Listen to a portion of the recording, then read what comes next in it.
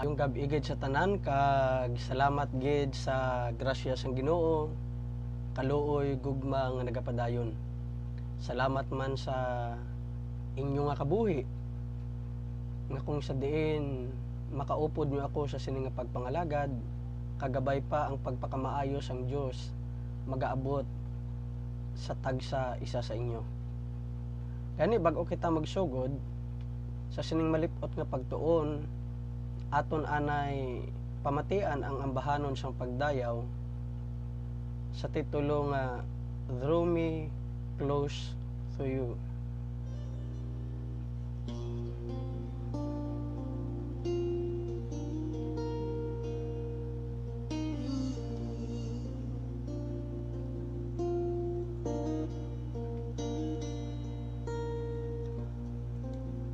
Draw me close to you.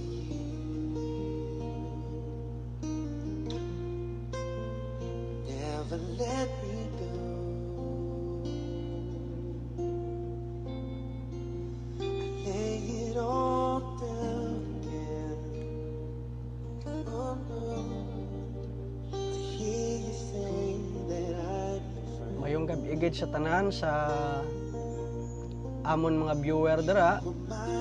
So ginatamyaw ko gid ikaw nga mayong gabi gid kag a blessed evening para sa imo kag sa imo panimalay.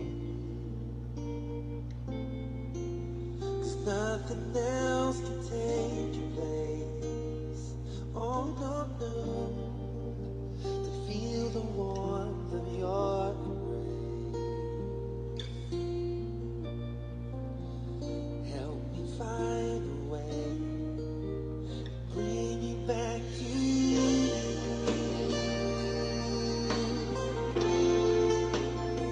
Bring me back.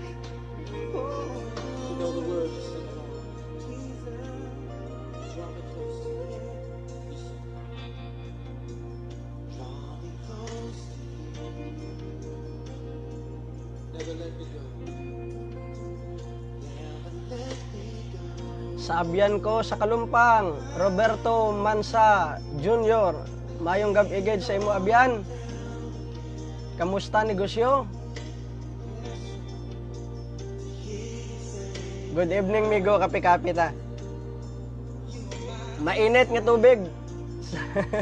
Sa mainit nga kagabihanon.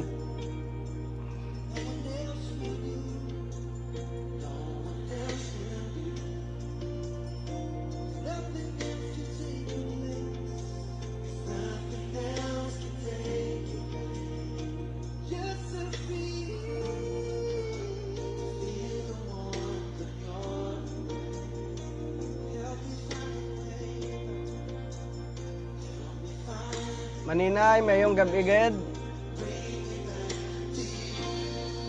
All over the building with hands lifted. Lift your voice and let them know how much you need. Sing.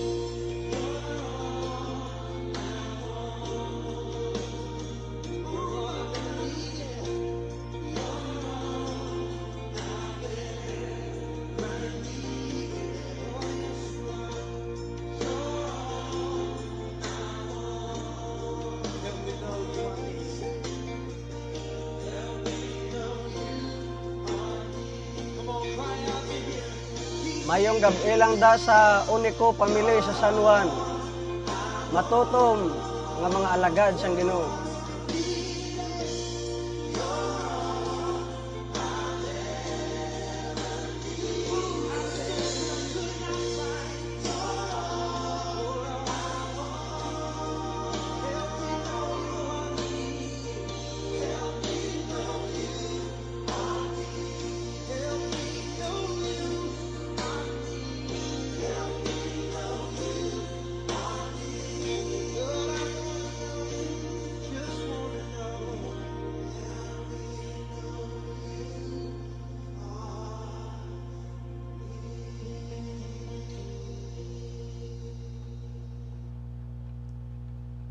Katahom sang mensahe sang ambahanon, gabay Ginoo nga magpalapit o kon maglapit pagid ang amon relasyon dira sa imo. Ang pulungon nga aton pagatun-an sa buong continue ni siya sa gintun-an naton kaginasang aga.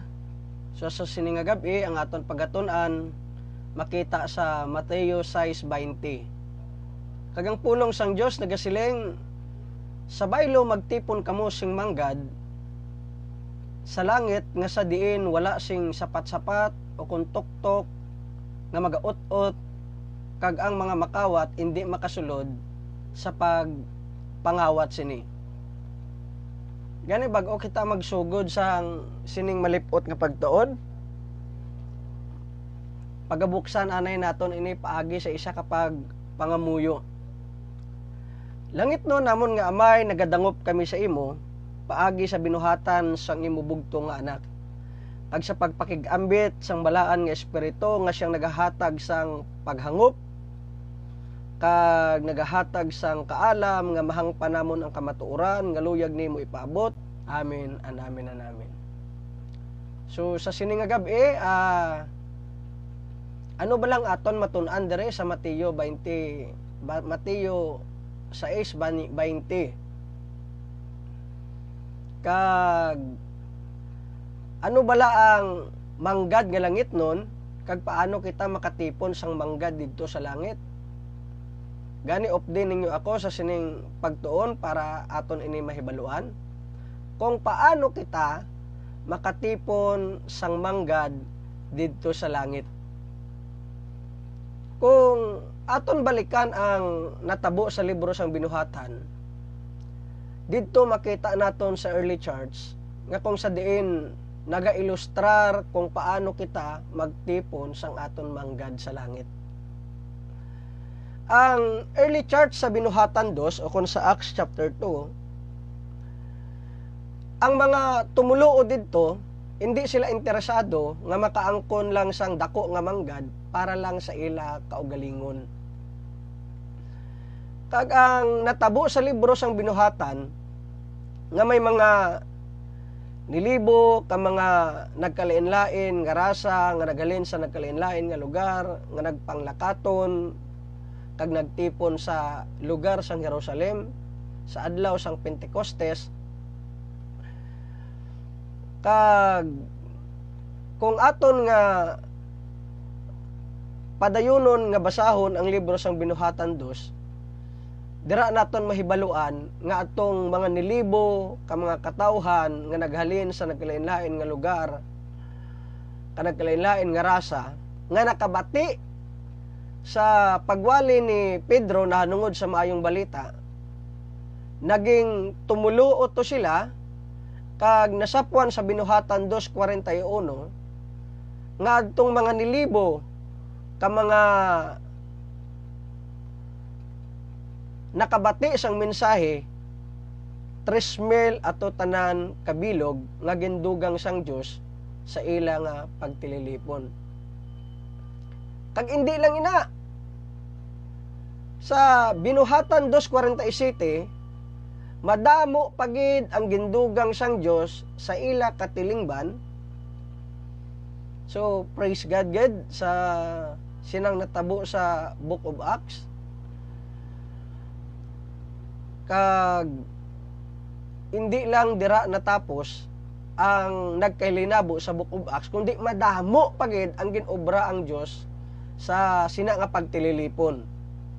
Kagatong nilibo ka mga tumuluo nga nakita naton sa libro sang binuhatan, ang hambal sa mga eksperto nga manunudlo, wala na sila nagbalik sa ila kaugalingon nga panimalay, bangod naging kabahin na sila sang simbahan sa Jerusalem. Kag dira na bunag ang simbahan o kun ang nahauna nga simbahan. Biskan pa makita naton sa daan nga katipan o kun sa pulong sang Ginoo nga nagapahayag nga ang Israel amo ang simbahan sa ilang, pero sa gihapon ang pagkabunag sang una nga simbahan ni Kristo Jesus diri natabo sa libro sang binuhatan 2. So ang mga tumuluo sa Jerusalem kinahanglanon nga batunon sila, kag para mahimun-an ang pangkinanglanon sang tanan, lantawon ta kung anong ginobra sang mga katawhan sang Dios sa libro sang binuhatan nga makita sa binuhatan 2:45. 45. Ang abal sa pulong sang Ginoo, ginpamaligya nila ang ila mga duta kag pagkabutang, kag ginpanagtag nila ang ila kwarta sa tanan suno sa kinahanglanon sang tagsa-tagsa. Ano ang buot silingon sini? Ini nagapahayag nga amo ini ang pag-ilustrar sang matudtuod nga nagatipon sang manggad didto sa langit. Amo ining mensahe nga luyag ipaabot sa aton sang aton nga Ginoo. Nga ang ila manggad hindi lang para sa ila kaugalingon kundi ila ini ginpagamit para mahimun-an ang pangkinahanglanon sang iban nga nagapangkinahanglanon. So, ang pamangkot kag pagpanghangkat sa aton tanan, kung luyag nimo mag imbistar o kung makatipon sang manggad dito sa langit, isa ini kapag panghangkat sa tagsa katumulo ni Kristo Jesus, kag biskan pa sa mga abyan akon dira nga wala pa sang relasyon sa iya. May ara bala diri sa aton nga handa niya ihatag ang iya manggad para sa Ginoo kag para sa iya utod. So, medyo bugat nga pagpanudluan, pero diri mapahayag ang kondisyon sang tagsa naton kakasing-kasing. Kung sa diin gid bala ang aton matudtuod nga manggad. So, gabay pa nga ang natabo sa libro sang Binuhatan, matabo man ini sa aton kabuhi bilang isa ka tumulo o kon sumulunod ni Kristo. Di karon maghambal kamo nga, Brother Lloyd, kultura na ya sa mga Hudiyo. Nga ginahatag nila, ginabaligya nilang ilang pagkabutang para sa Ginoo, kag para mahimunan ang pangkinahanglanon sang ilang utod. Sa nakita ta di sa aton nga pagtuon, hindi lang ni sa kultura sa mga Hudiyo, kundi amo ini ang manifestasyon sa matudtuod nga nakahangop kung matuod gid kita nga nagahigugma sa Dios labaw sa tanan, kag kung matuod nga ginahigugma naton ang iban. Amo ni ang buot silingon sang sugo o kung sang labaw nga sugo sang Dios sa tanan. The greatest commandment of God. Di ba may pulo ka sugo ang Ginoo? Nga ang pulo ka sugo sang Ginoo, naging sum up ini sa duwa lang kasugo, kag makita ini sa Mateo 22:37-39 nga nagasiling higugmaa ang Ginoo sa bug-os mo nga tagipusoon, sa bug-os mo nga kalag, sa bug-os mo nga panghunahuna. Kag pag-abot sa 39, ang hambal sang sini nga pulungon, higugmaa ang imo isig katawo subong sang paghigugma mo sa imo kaugalingon. Mas labaw nga ginahigugma, mas labaw kung tani naton nga higugmaon ang Dios kaysa sa aton nga manggad. Kag dapat handa ikaw nga ihatag ang tanan para sa ila, akon para sa iya. Kag handa naton nga ihatag ang aton nga manggad para sa iban nga nagapangkinahanglanon. Hindi lang para sa aton kaugalingon. Kaya mo ini ang matudtuod nga nagahigugma sa Dios kag nagahigugma sa iya isig katawo. Pwede ako makahatag biskan wala ako nagapalangga o kung nagahigugma. Pero hindi ako pwede nga makahigugma nga hindi ako makahatag. Kaya ang matudtuod nga nagahigugma, nagahatagid kag wala siya nag-expectar sang balik. Amo na ang John 3:16 nagapahayag nga sa mga wala pa sang relasyon dira sa iya, una nga naghigugma sa aton ang Dios. Kag siyang tinion nga naghigugma sa aton ang Dios, ginhatag niya ang iya bugtong nga anak para sa aton. Ginhatag niya nga wala naga-expectar sang balik. Amo nang matudtuod nga nakahibalo kung matud-tuod nga ginahigugma naton ang Dios kag ang aton isig kapareho.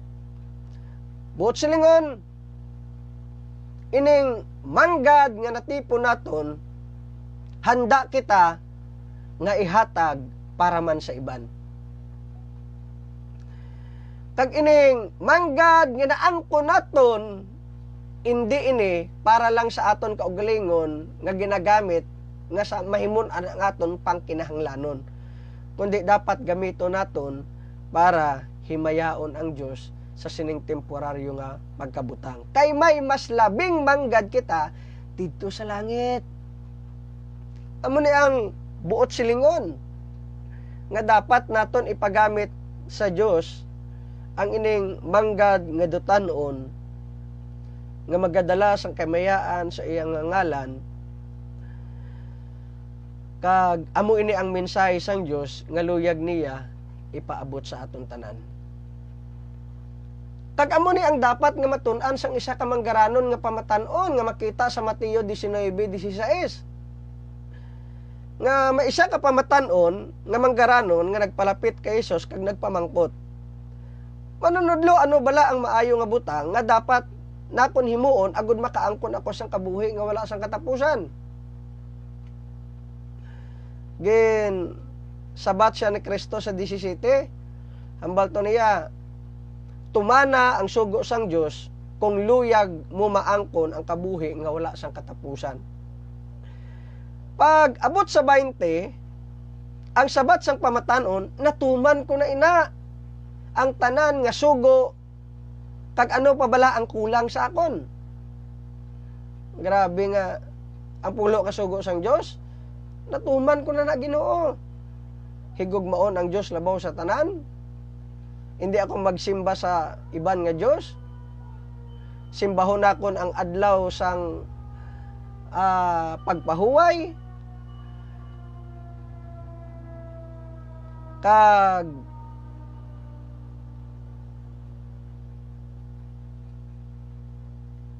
so on and so forth. Inatanan ang pulo kasugo sang Dios hambal sa isa ka pamatanon, natuman ko na ina Ginoo. Ano pa bala ang kulang? So ginsabat sa ni Hesus, kung luyag ka nga maging himpit, lakat ka kag ibaligya ang tanan mo nga pagkabutang kag ihatag mo ang imo kwarta sa mga imol, kag makaangkon ka sing manggad didto sa langit kag magsunod ka sa akon. Abi mo kung anong natabo sa sining pamatanon pag-abot sa 22, pagkabati sang sina nga pamatanon, naglakat siya nga masinulubon kay manggaranon gid siya. So, dire nakita naton ang matudtuod nga kondisyon sang kasing-kasing sang sining manggaranon nga pamatanon nga ang iya nga tagipusoon ara gid lang sa dutanon nga manggad, hindi yaluyag ang manggad nga langitnon. Muning masubo nga dangatan sang iya nga kabuhi nga do kaangay lang gintuman mo ang kasuguan sang Ginoo.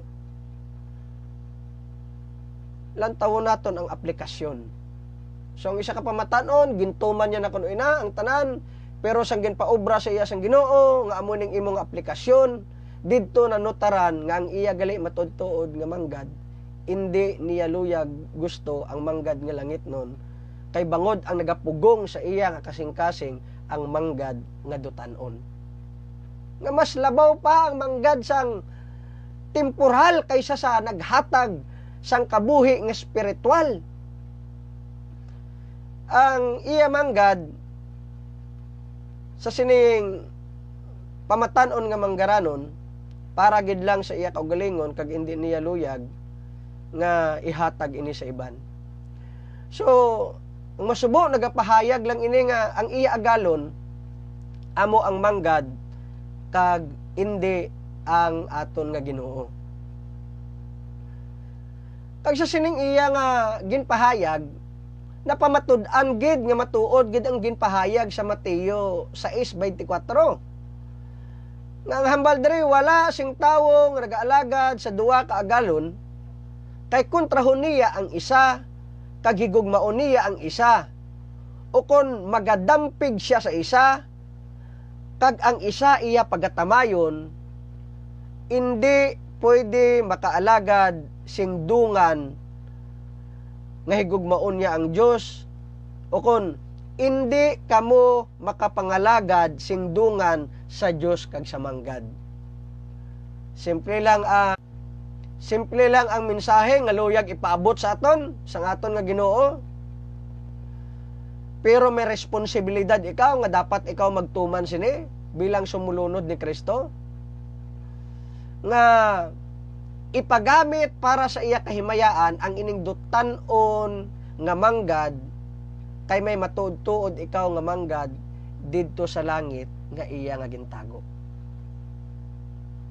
Kayang ining pamatan-on nga manggaranon sa kondisyon sa iya kasing-kasing kag sa iya nga ginhimo, nagapahayag lang ini nga kung sa diin ang manggad amo ang iya agalon, kag nagapahayag ini nga kung ang manggad among aton agalon, ang Ginoo hindi naton agalon.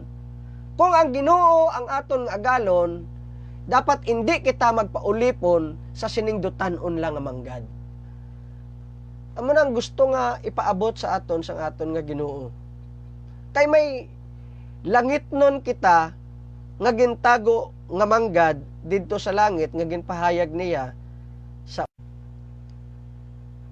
So ang prinsipyo amo sini. Kung maghambal ikaw nga kultura ginman to sa mga Hudiyo nga ginhatag nilang ilang nga manggad para silikoton sang Ginoo, kag para mahimon anang pangkinanglanon sang tagsa nila kakauturan, amo na lang ning prinsipyo nga aton tun-an subong.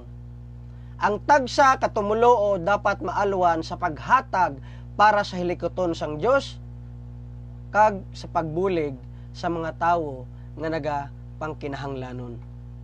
Gamiton naton ang manggad nga ginhatag sang Dios para sa aton, nga ipatikang ini para sa iya hilikoton kag para mabuligan naton ang iban. Kayang hambal sang 1 Timothy chapter 6, 18 to 19 amo sini. Tudloi sila sa paghimo sang maayo nga magmanggaranon sila sa maayo nga mga buhat, magmaalwan kag handa sa pagpakigbahin sang ila pagkabutang sa iban nga tawo. Kag hambal niya sa 19, sa sini nga paagi magatipon sila paagi sa ila kaugalingon sing manggad nga maging malig-on nga sadsaran para sa palaabuton. Kag dayon maangkon nila ang kabuhi nga wala sang katapusan. So diri naton makita, mas madamo kita nga gininvestar, mas madamo kita nga padya nga mabaton, mas madamo kita nga gintanom, mas madamo kita nga pag-anihon. Kung mas ginpagamit naton ang temporal nga pagkabutang naton, makaani kita sang spiritual nga pagpakamaayo. Gani sa pagtakop, amo ining ibilin ko sa imo kag mga pulungon nga masapuan sa Galatians chapter 6 verse 10 nga nagahambal gani sa tagsa katinion, kung may kahigayunan kita, maghimo gid kita sang maayo sa tanan nga tawo, labi na gid sa aton mga kauturan sa Ginoo.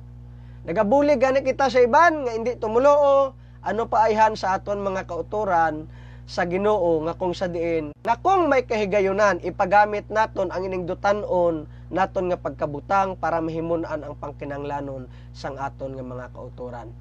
So God bless God, salamat gid sa pagpamati kag bilang pagtakop. Amo ining pangamuyo ko para sa inyo. Ginoo, buligi kami nga maging maalwan kami sa sining pagkabutang nga gintugyan sa amon sang amon nga Ginoo. Buligi kami nga ining dutan-on nga manggad magamit para sa imo kahimayaan, nga sa imo gid lang kag sa imo gid lang ang himaya kag wala na sang iban. Utod abyan, kay bangod na utod kita kag ina, so isugpon ko lang ni karon nga naging duwa na siya kabahin, hindi man pagkalipati nga i-like kag i-share ini, kagabay nga maangkon mo ang pagpakamaayo nga ginhatag sa imo sang Ginoo sa sining malipot naton nga pagtuon. God bless God, sa Dios ang himaya kag bilang pagtakop amo ining ambahanon nga ibilin ko para sa inyo tanan. God bless you all.